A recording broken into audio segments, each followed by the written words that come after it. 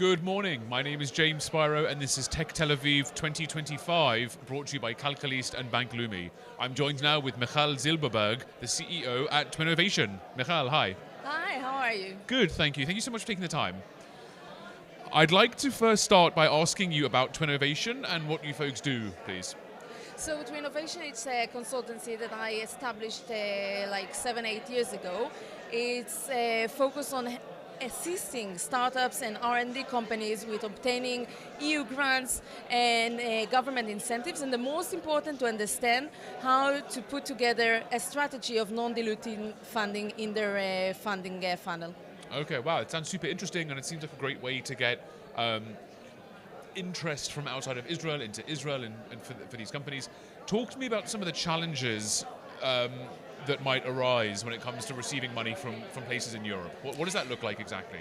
Okay, so first of all, many people are not aware even that we are part of this program, Horizon Europe, or any other program in the EU, and that is the first challenge of lack of awareness. So what we are doing usually is we are doing lectures and assisting people to better understand what are the opportunities. They might think that they need to establish a company in the EU, which is wrong because they can stay in Israel. For that program, we can be part of the EU even if we're in Israel.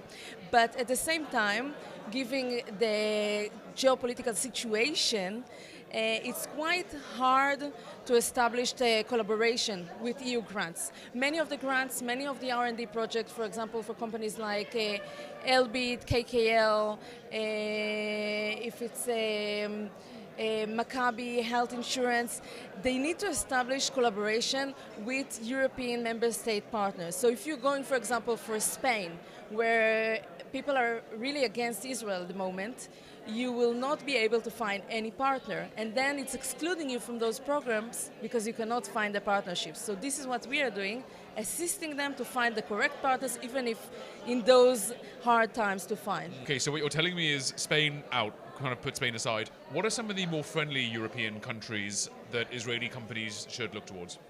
So usual suspect is first of all Eastern Europe, which is Poland, Hungary. Romania is quite complex for the moment.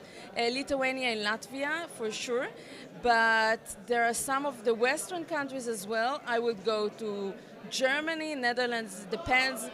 Universities in general are more liberal, then it's for some reason more pro-Palestinians, but not necessarily. But at the same time, I think it's still possible for companies to find those partners there.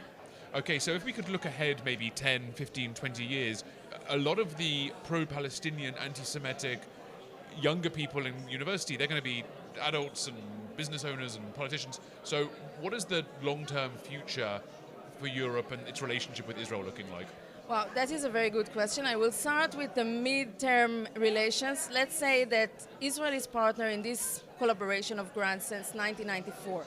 So it's a long while ago, and hopefully we'll also participate in the next program, 28 to 24, to 33. And this is on one hand, participating in those programs still opens Europe for Israelis to participate in programs and business. However, what you said is very correct, because as much as immigrants and pro-Palestinians are taking more positions within the EU nationalities, there will be a very problematic situation for Israelis to do business within Europe if the situation here will not change. Here in Israel. Yeah. Given, let's say, if the deal will work, it will open up Europe better for us. If there will be a peace process with Saudi, it will open Europe much more for us.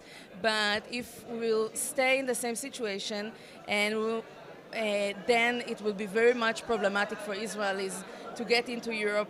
Already now we see informal movements and even formal movements. You know, in the US, the students' movement were coming from grassroots, but in the EU, the universities are bringing it from top down.